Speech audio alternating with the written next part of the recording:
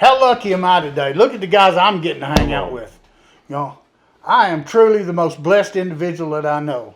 Hanging out with Austin Amelio and Donnie Evetts III, man. What a deal.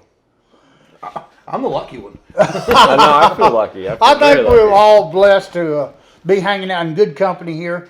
I know everybody knows that I'm a glory hog and that I love attention, but now getting the opportunity to hang out with you fellas last night in a public setting, I think both of you guys are way more laid back than me. Yeah, I think so too. Yeah, yeah. I think it was pretty obvious. Yeah, absolutely.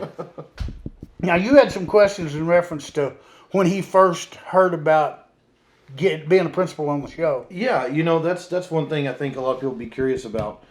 Which starting off, we had a figure for you here. I love it. And we just heard that I think this thing got chewed up by the cows. Yeah, right? well, it fell out of the mailbox, cows, and the cows got to it.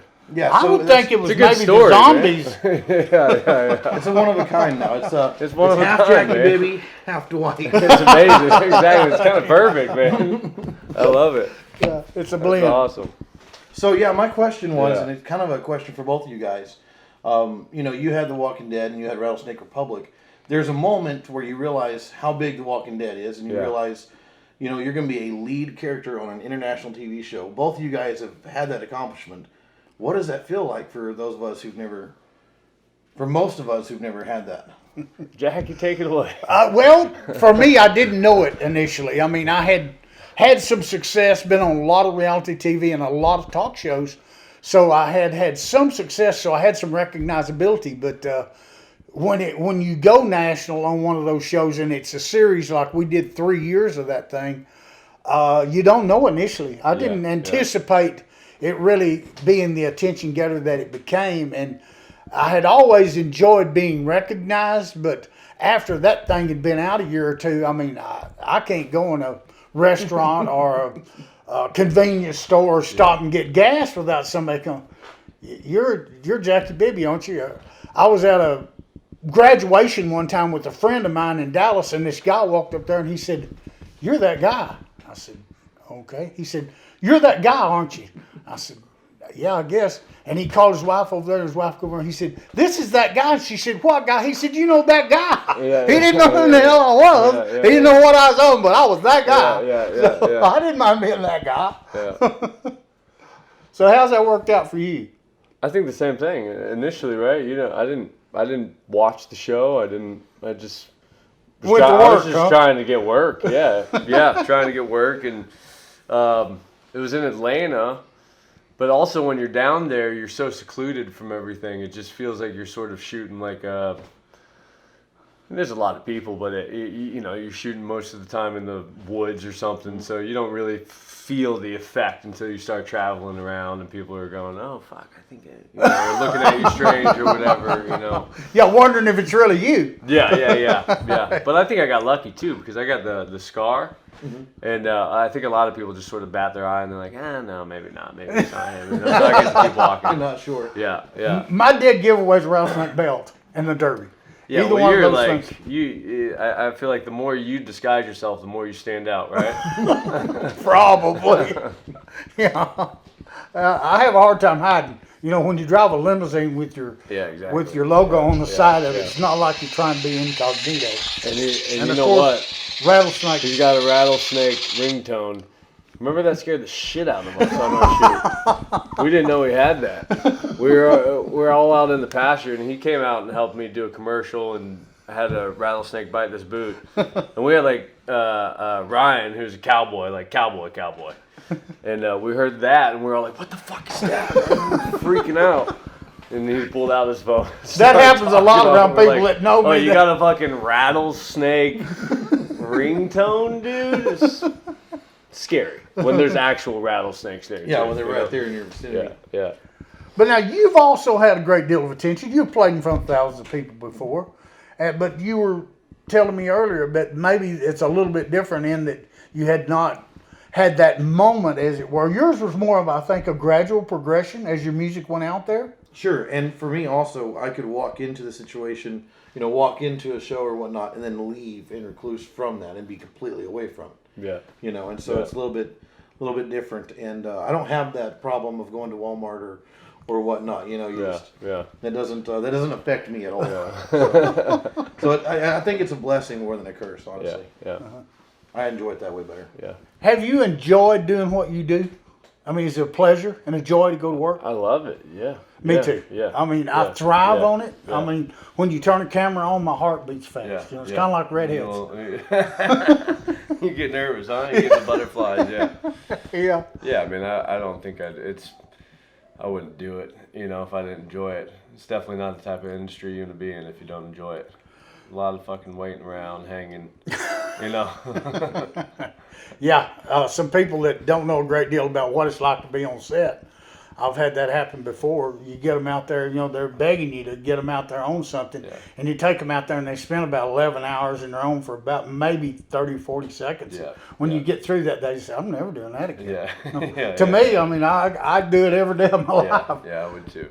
I really liked what I heard on an interview one time, and I do not remember who said it, but this guy was somebody who had done really well in the acting field, and they asked him, said, what makes you know that you have to be an actor? And he said, if you can't not be one, then you have to be one. Yeah. And I believe that's true, because if you don't have that passion and that desire and that drive, I don't think you'd be willing to do it. No, absolutely. It's too much trouble. It's too much trouble, for real. Yeah, absolutely. But what you do, I mean, you get the payoff of being there in front of the audience, but then you also get the payoff of having your projects when you go in the studio and develop projects, and they get to turn out to be something like, you know, My Cinderella was huge. I mean, absolutely huge.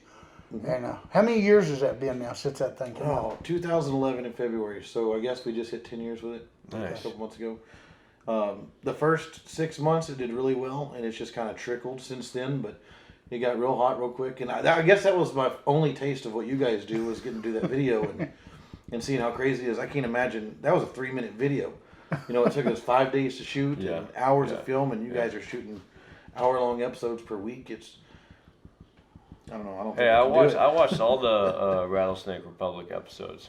Did you? They're good, man. Thank you. I like them a lot. Yeah. We had a lot of fun shooting that thing. It was a trip. Yeah. You know, and like any reality television, it was loosely based on reality. Yeah. But it was stuff that could have happened or has happened. Right. You know, so it was kind of funny because we would tell them the things that we thought would be a good premise. They would make notes, send it to New York. New York would send us an outline. It was unscripted, but it was outlined. So we'd have to tell them what we were going to do. They send it to New York and write it up, send it back to us. So a lot of people had to keep their job doing what they did for us to put that show together. So you guys kind of developed what you wanted to happen each episode. We did, which is quite a bit different from what you're going through in The Walking Dead and Fear the Walking Dead. Yeah, we have no say in what we want to happen. You can't even make a suggestion, huh? It's just. I mean, you can at the beginning of a season. You can sort of say like, "Hey, I think my character should go there, or what if this happened?"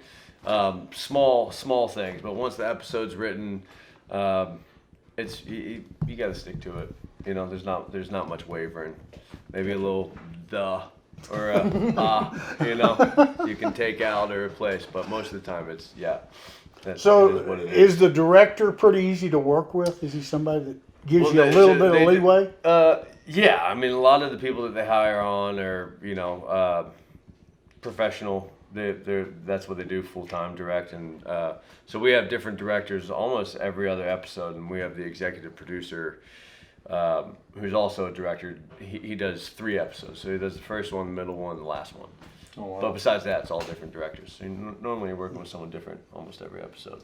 So some of the people that you're working with, I know you know the show better than myself. I only recently started following it. But, I mean, after meeting this guy on that boot commercial that we did, and I didn't know who he was, and I thought it was cool as hell, but I didn't have any idea. And I went back and started researching him a little bit. I mean, I'm really enjoying getting to watch you act, because acting is my ultimate dream. I mean, that's my fantasies. And I've had the opportunity to be in some movies and some TV shows and stuff like that. But of course, most of what I've done is related to the Rattlesnakes. But the beauty of it is that's opened a lot of doors for me. And given me a lot of opportunities to do some things I wouldn't get to do otherwise. Well, there's not many people that will put their head a sleeping bag of rattlesnakes. That's true. Yeah, it's not a whole lot of people willing to do it. That's why they pay me the big bucks. A niche thing there, man. Absolutely. You know. The first big show that I was on was in the early '90s, and I was on the Chevy Chase show. No way. And I was you got to on- meet Chevy Chase? Yeah, I was on his show. Really? And I was on with Jamie Lee Curtis. No way. So, yeah. Oh my That was gosh. a lot of fun. That's amazing. And Sam Elliott. So I got to meet Sam Elliott. And Jamie Lee Dang, Curtis, that's Chevy the Chase. trio right there. That's not a bad And day. I actually came back home, and I'd always wanted to be involved, and I had kind of developed a persona of sorts with Yeah. my snake handling. Yeah. But after that, in the early '90s, I came back home and got into an acting school and got So me you- an you were- agent. You were and- taking it pretty seriously then. Oh yeah. Yeah. I went to acting class every Thursday night for a year. Really? I did. Wow. And loved every second of it. Wow. And Wow. what a trip. Did to- you do like plays and stuff or? I did murder mystery plays. I did dinner theater. I did local theater. And just everything, just whatever you could If say you yes wanted to. an actor, Yeah, just tell me what yeah. you want me to do and Really? stand clear. Turn the camera on and let me work. Yeah. Yeah, I can play anybody, anyway, anytime. That's amazing. That's funny. Was there an actor that you like looked up to when you were young, or was there something that made you want to do it? A film? What really motivated me is I'm a huge soft touch. I'll watch romantic comedies all day long, Yeah, or I'll yeah. watch something on Hallmark Channel or something like that, the Christmas yeah. shows. I mean, I'm glued to 'em. And when those things make me cry, Yeah. my ultimate goal, if I could ever make somebody cry, Yeah. with me playing a role, with me showing them, this slice of life. Because to me, acting's like looking in the window, watching what are they doing in that room. Right. You So sort if of somebody would ever just be peeking at me and see me doing something, and that would elicit that kind of emotion in them like it did me, don't get no better than that. Yeah. That's it. Yeah. That's it. Now you're a good actor too. I mean, in that My Cinderella, my goodness, you nailed it. I was a little more driven, I guess, back about 10 years ago. But one of the things that I really enjoy about him, and he and I have been friends for several years now, is his creativity. Yeah. I mean, this guy absolutely, he gets ideas and he gets things in his mind, and he just paints pictures, Really. and it's I fun. appreciate that, Jay. That's amazing. Huh? I appreciate you saying that. That's true. I mean, I'm not pissing on your shoes telling you it's raining. I'm just telling you the truth. Do you have any questions for either one of us that you might be curious about? Well, yeah. I mean, how'd you get into rattlesnakes? What's What the was deal it with about that? rattlesnakes? Yeah, that's Well, a great rattlesnakes became a vehicle, but initially, as anybody that follows me knows that I'm an adrenaline junkie. So, Okay, so that's I why. heard about this rattlesnake sacking championship that was in Brownwood when I was 18 years old. Yeah. And I went and entered the contest, and the first time I ever competed, I won 2 trophies, $30, and got my name in the paper. That was in 1969, Really? 52 years ago. And had you handled rattlesnakes No. before you went? So you went. That was the first time you handled a rattlesnake. Yeah, Was that competition? yeah. And I kicked their butts. So what do you have to do? You have to grab a rattlesnake, You gotta. or what do you do? They give you a bag with yeah. 10 rattlesnakes in it. You dump it out. It's 2-man team. One holds the sack, and the other one picks them up. Okay. And you got to pin their head down in such a way they can't bite. Pick them up and throw them in the sack. And it's a timed event like calf roping. The team with the least amount of time wins the contest. I'd be happy to lose that competition. Well, I I'm started taking my doing time, that in man. 1969, and I won those 2 trophies and $30. Yeah. Now I hold the world record in that event. Yeah, so I you have have- over 100 trophies Yeah. for doing snake handling related Yeah. stuff. Yeah. You know, Yeah. my world record for putting 10 rattlesnakes in a sack without getting bit and by pinning every one of them in the proper way is 17.11 seconds. Wow. I did that in 91. I was a little more agile back then than And I that's am in now. the Guinness Book of World Records, right? That one is not. I have Okay. 2 world records in the Guinness Book. I hold 5 world records, but only 2 of them are in the Guinness Book. They're the rattlesnakes in the mouth and the rattlesnakes in a glass bathtub. And how many in the mouth? I've done 13. The record is 12, Okay. and the record has been retired. Okay. The Guinness people, they kind of will do you favors every now and then. They don't pay anybody. Yeah, right. They'll give you expenses to go and do a gig, but they don't pay anybody. So from time to time, if you've done a lot for them, and I've done a lot of world records for them through the years. So they retired my record, so it can never be broken. Really? I'll have the record forever. Wow. See, somebody could come along and do 14, but they don't get the record. The record's been retired. Really? So they can't. Not Guinness. I mean, they may do more than me. And how many snakes in the bathtub? 195. 195 rattlesnakes. Stacked plumb up on them all. All in a day's work. It took, probably 30, 40 minutes to get them in and get them back out. Wow. So they're sitting there for a good while. And the key's staying still. Yeah. You know? But if you move a little bit, will they? Oh, no. Two things a snake will bite you for: food and fear. You're too big for him to eat, so try not to scare him. Yeah. Wow. Anything else? What's it feel like to have a Funko Pop and an action figure?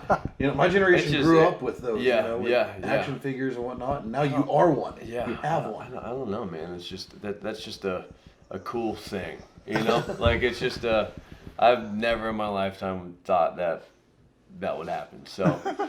Is it cool. A little icing on the cake? Yeah, sure. Why not? You know, it's like for my kid, and you know. I bet so. I would think. Yeah, he thinks it's cool. I mean, he's got these guys like in his room, and they're all just completely torn up and painted on, and you put makeup on. Yeah, blood and. But yeah, I mean, it's just. And your boy's 7? 7 years old. Okay. Yeah. He wanted to come too. You got to bring him. I know. You got to bring him up here and let him come out. I know. In the I said, woods. "You're not scared, man?" He's like, "No, I really want to come." Cause I talk about you. He's like, "You're going to meet Jackie Bibby?" You know, like he knows, man. He knows. Yeah, the kids and the old ladies, they like me. Yeah. Is there, and I guess this is my final question for you guys. You both have your respective shows. Is there a favorite scene or moment that you shot that just sticks out above all the rest? Never met a camera I didn't love. The camera was on. I was happy. How did I not know that was coming? Yeah, no, I mean, I don't think I have a favorite moment. They're all, every day is pretty good, you know. Just surreal, pretty awesome. Yeah, I mean, it would be weird if I was like, my favorite moment is when I did, you know. They're all. We started riding horses a bunch last season, so I've been on a horse a whole bunch, which I've really enjoyed because it just sort of takes it to the next level when you get to get on a horse all day, and you know that's been probably the most fun for me. Well, that's cool. So. I like riding horses, and I grew up riding horses. I went in roping club when I was young, and rode bulls and rode bareback horses and all that kind of stuff. I was in a movie. The sequel to Lonesome Dove was The Streets of Laredo. Oh, yeah. And I was in that movie, and I rode a horse in that movie. Really? And it's really pretty funny because when you're in a picture show like that, a big budget film, and you're riding a horse, the wranglers bring it to you. They help you get on it. They hand you the reins. You ride in front of the camera. You come back, and they take your horse. You get off. They're already there on the other side waiting for you. It's kind of pretty simplistic. But it is. But just to be on a horse, you know, I mean, it depends too. You know, if you're an actor that doesn't have much horse experience, then they'll be, you know, really waiting and around you and making sure you're okay. But if you have a little more, you can sort of, you know, give you a little latitude, trot off a little bit, hang out. You know. Yeah, but it's fun to ride horses. Yeah, it is. I have been involved with a group that does autism. We do a Roundup for autism every year in Fort Worth and Dallas. Yeah. And I've been involved in that for years and years. And I think it's really funny in that God introduced me to that group of individuals 22 years ago, and 6 years ago, I got an autistic grandson. So really, I think that was really interesting preparation for me getting to be blessed with that young man. But we ride horses. We do a rodeo, a celebrity rodeo, and I actually won a buckle in a team pinning a few years ago. And really? So man, I would take for that trophy buckle. Back when I was young, riding bulls and horses, I'll come out and ride a bull for that. I want to, man. That'd be fun. It's a really cool organization, and if you'd be willing to maybe get involved, we have our big gala. We have a big black tie dinner and stuff in Dallas, and we usually do a parade and a rodeo over in Fort Worth. That's cool, man. And I'll keep you posted on that. It's called the Roundup for Autism. It's Okay. Bobby Norris who started the thing. He has an autistic daughter. Okay. And he started it several years ago. And really a neat group of individuals. Yeah, that's So, amazing. man, I That's bet a they'd good love to cause. have you involved. Yeah, it'd be fun. Watch me fall off a We bull or usually something. donate some kind of memorabilia or something for the silent auction. Okay. They have a silent and a live auction at the gala. Okay. So I'm sure you've got some action figure or something like that. That's something. Son. Yeah, Find something in the closet. I bet so. Well, guys, what a nice time to get to Pleasure. visit with y'all. Thank you so much Absolutely. for the opportunity for me and hopefully for y'all. And let's just keep doing what we do. We love it. Yeah. Why wouldn't we? Let's keep Be it crazy moving. not to. Let's keep it moving. Keep on keeping on. Come on.